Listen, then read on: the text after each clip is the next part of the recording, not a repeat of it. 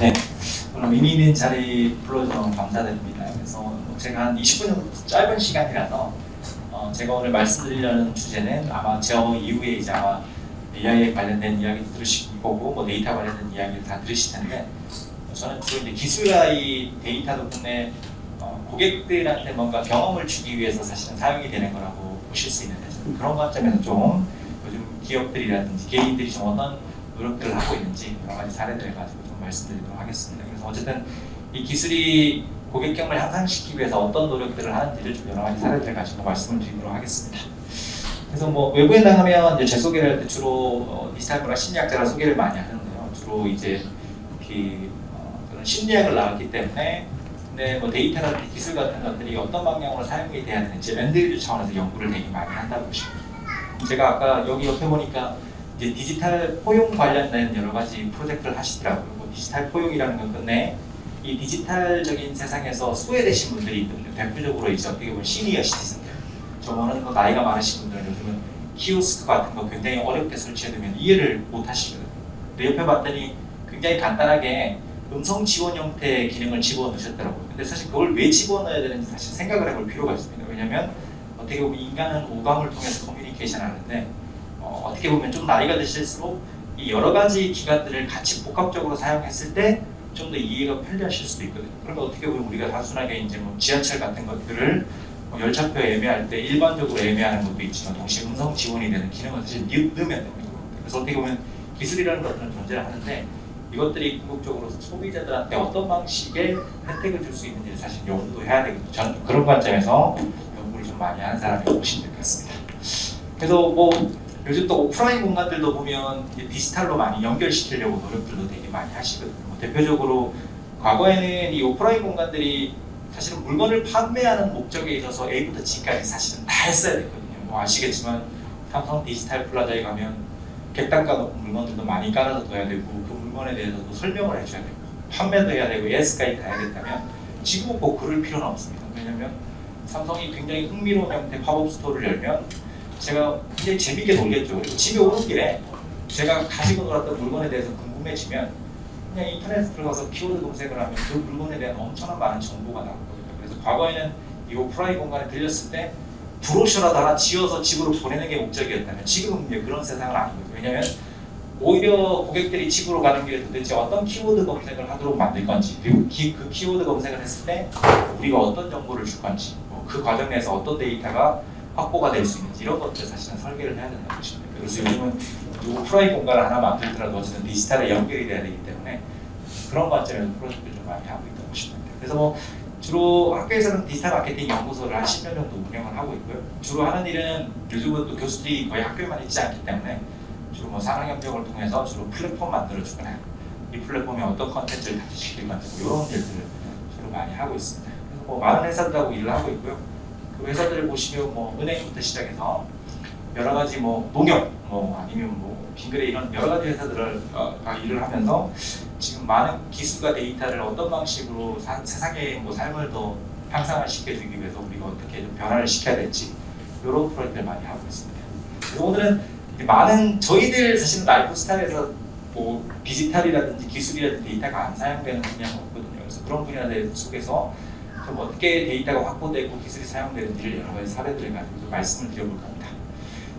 그래서 오늘은 뭐 되게 짧은 시간 동안 끝내 이제 우리가 여기 뭐 스마트 시티를 건설하시는 이유는 서울에 계신 분들의 삶을 더 향상을 시켜주기 위해서인 거지 사실 디지털 시티가 됐을 때 사람의 고객 경험이 더 떨어지면 디지털로 갈 필요가 없는 거죠. 아날로그로 갈 필요가 더 중요할 수도 있습니다. 그래서 우리가 끝내 이 목표 지향적인 이 후라고 불리는 우리 고객들이 어떤 분들인지 그분들이 뭐 디지털 시니어일 수도 있는 거고 아니면 젊은 사람일 수도 있는데 다 생각들이 다르실 겁니다. 왜냐면 뭐 30대 전후의 사람들이 원하는 디지털 라이프랑 60, 70대 분들이 원하시는 디지털 라이프는 다를 수밖에 없죠. 그래서 이 후라고 불리는 사람들이 훨씬 더 중요한 겁니다. 사실 기술과 데이터는 그냥 도구일 뿐입니다. 이제 이분들을 관찰해서 이분들이 어떤 고객 경험을 원하는지 파악을 해야 되고 여러 가지 기술들이라든지 데이터를 가지고 사실은 만족시켜줘 나가는 게 더 중요하다고 보시는 것 같습니다. 그래서 우선 이제 뭐 어쨌든 세상이라는 게 뭐 굉장히 많은 것들이 IoT라든지 AI를 기반해서 연결이 되겠죠. 뭐 그것들이 여러분들의 삶에 있어서 엄청나게 많은 영향을 줄 겁니다. 이제 TV를 보고 은행 업무를 보고 자동차를 보는 것들이 전부 다 뭔가 데이터가 흘러다닐 거고 그 안에서 뭔가 나를 만족시켜주기 위해서 굉장히 많은 노력들이 이루어지거든요. 근데 이런 기업들 중에 이제 혁신적인 형태의 자기만의 도구들을 가지고 우리의 삶의 영역을 향상시켜주는 시도들을 많이 합니다. 그래서 사실 보면 최근에 가장 여러분들이 많이 들어보신 단어가 아마 DT일 건데 디지털 전환을 사실 만들어야 되는 거죠. 근데 이 DT는 어떻게 보면 굉장히 코끼리랑 똑같다고 보시면 돼요. 오늘도 이제 굉장히 강사분들이 많으신데 저처럼 좀 엔드 유저 차원에서 고객 경험 차원에서 연구를 하는 사람이 있을 수도 있고 또 굉장히 AI 기반에서 연구를 하시는 분도 있고 빅데이터 기반으로 연구하시는 분도 굉장히 많다고 보시면 돼요. 근데 각자의 전문 분야들에 합쳐져서 디지털 전환을 만드는 게 훨씬 더 중요하다고 보시면 됩니다. 그래서 저는 오늘 약간 고객 관점에서 여러분한테 말씀을 드려볼까 합니다.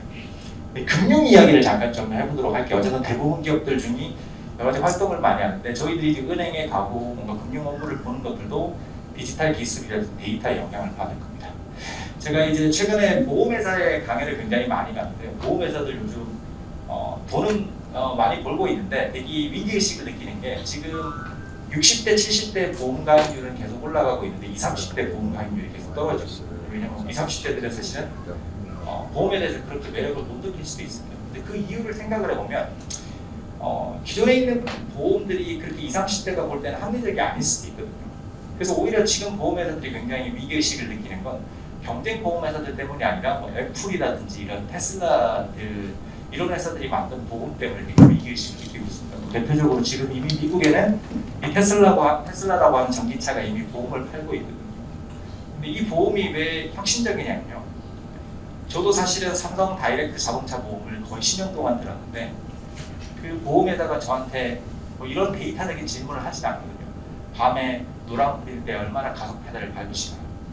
제 운전 습관에 대해서 사실은 물어봐야 되고 제 운전 습관이 굉장히 나쁘면 보험료가 올라가야 되는 거고 제가 좋은 운전을 하면 사실 보험료가 내려가야 되는데 사실 지금까지 생각을 해보면 그런 데이터를 확보하려고 엄청나게 많은 노력을 한 것도 아니고 솔직히 그렇다고 한들 저한테 물어본다고 한들 제가 불완전한 기억을 기반으로 해서 어떻게 얘기를 해주겠습니까?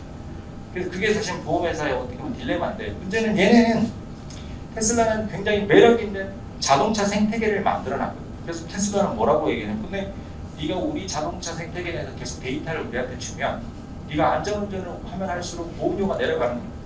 우리가 시뮬레이션을 돌려봤더니 일본 보험료보다 네가 우리 가이드라인에 따라서 일반적 드라이버가 그냥 운행하는 것처럼 안전운전하면 한 30% 할인이 된다는 거예요.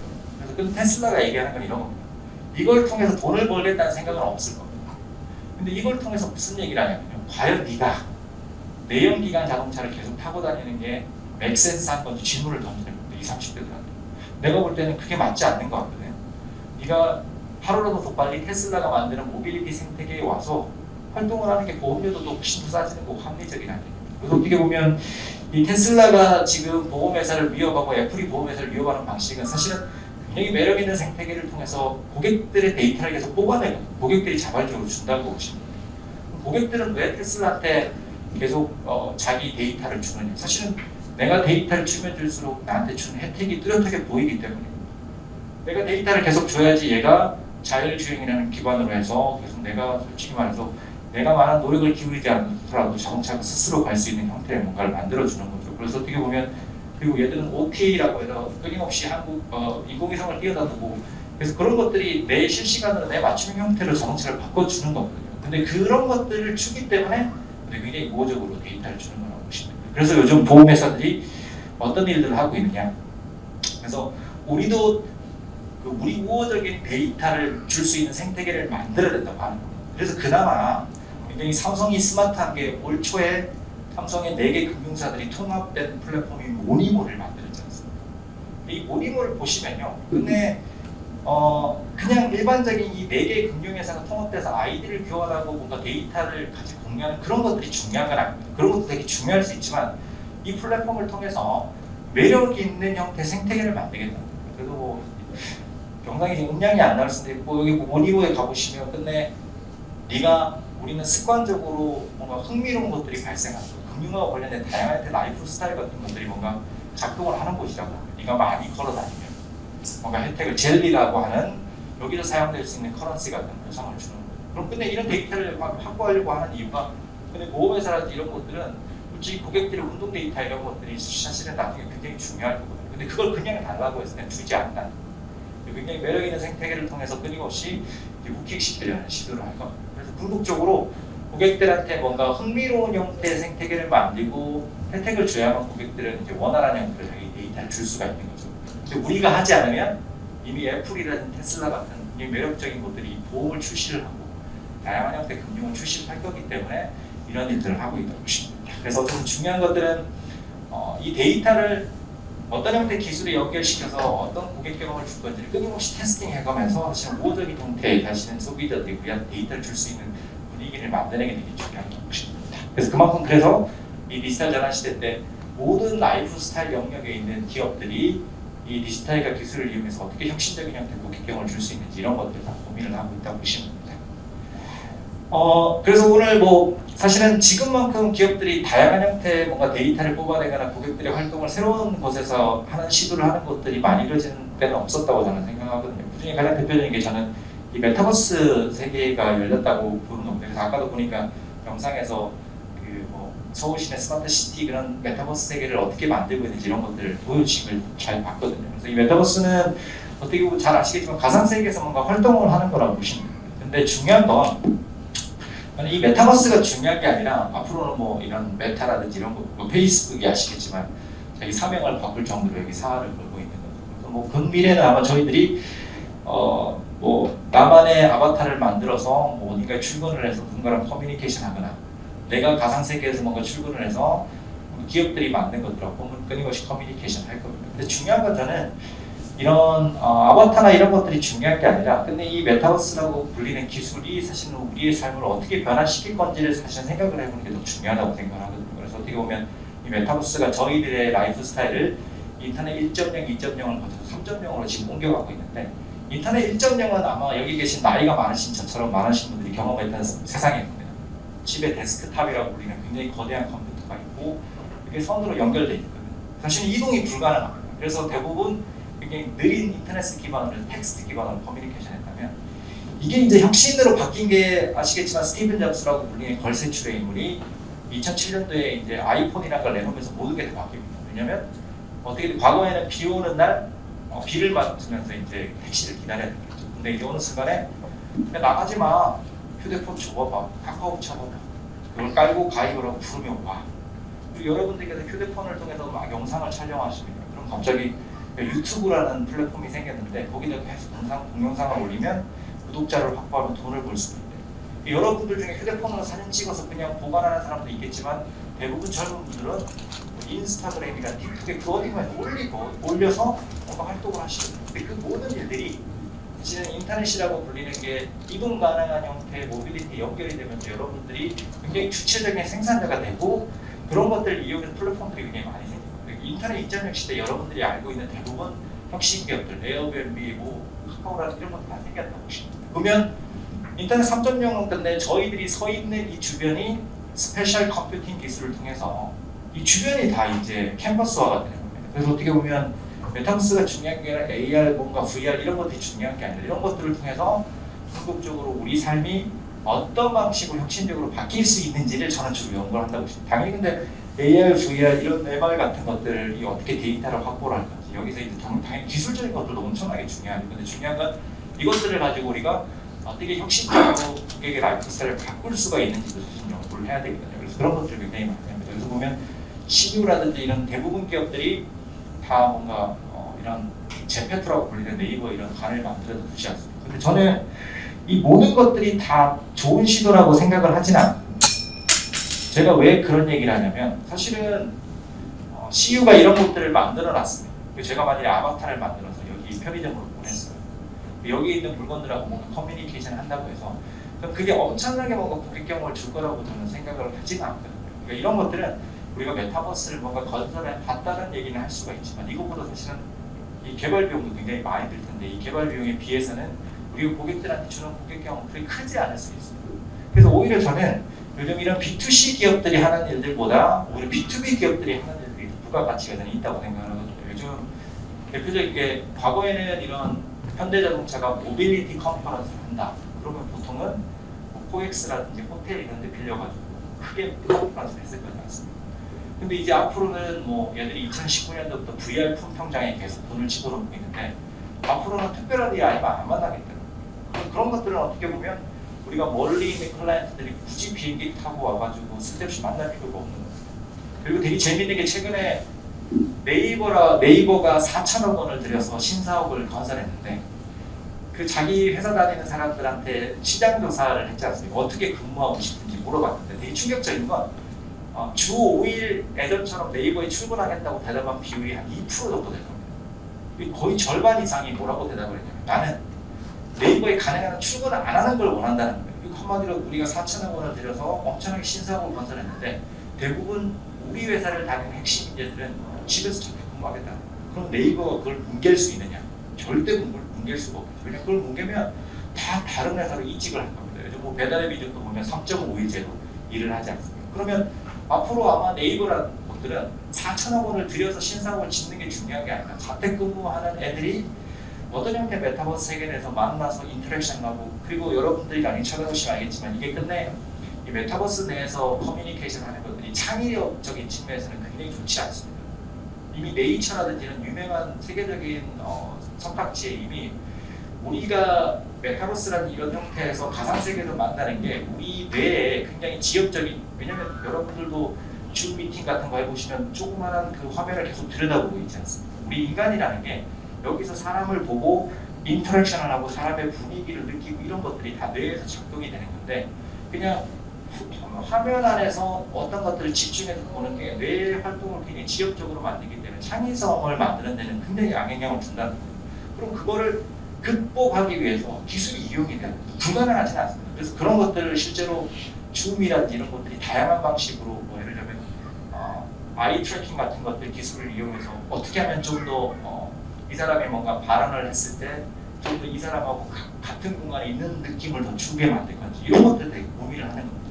왜냐면 솔직히 말해서 한두 번 정도 제가 팀장님하고 같이 아바타를 만들어서 이 가상 공간의 회의실에서 한두 번 정도 만나는 건 괜찮은데 그거를 반복적으로 하는 게 일의 성능에 있어서 뭐가 향상을 이루겠습니까? 저는 그런 것들은 메타버스에서도 전혀 도움이 안 되는 기술이라고 생각하거든요. 궁극적으로 우리가 메타버스라는 것들을 만들려면 궁극적으로 그 안에서 발생할 수 있는 문제점들, 리미테이션 같은 것들을 정확하게 분석을 해야 되고 기술적인 것들로 그걸 어떻게 극복할 수 있는 사실 거기에 포커싱을 맞춰야 되는 거지 뭔가 아바타를 한두 번 정도는 만들 수는 있는 거지만 그런 것들은 저는 큰 도움이 안 된다고 생각합니다. 그래서 처음에는 이런 것들을 처음에는 메타버스 기술을 일단 테스팅을 해봐야 되기 때문에 했지만 지금은 좀 다르죠. 지금은 이제 우리가 단순하게 이렇게 투자 비용이 굉장히 크다는 걸 알기 때문에 적은 비용의 투자 비용을 들여서라도 그 고객 경험이 확대가 될 수 있는 포인트를 찾으려고 굉장히 많은 노력을 한다고 보시면 됩니다. 병원도 마찬가지입니다. 제가 이제 뭐 여러분들은 금융 이야기도 하고 일하는 것들에도 얘기를 했는데 심지어 병원도 가야 돼요.